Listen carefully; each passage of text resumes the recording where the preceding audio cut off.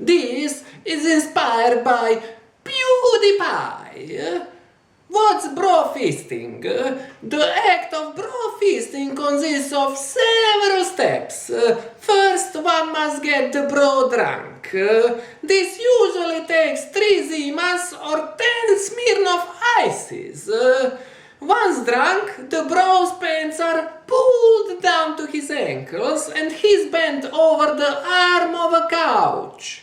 At this point, the bro may fight back. So one must turn on Dave Matthews' album to pacify them.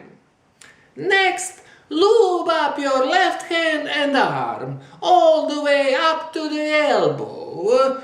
Force your fist into the bro's anus, starting first with 2 fingers, and then slowly stretching the opening until it's loose enough to take the whole fist and hand.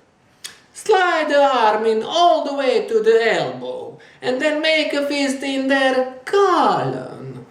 Turn your knuckles 90 degrees counterclockwise.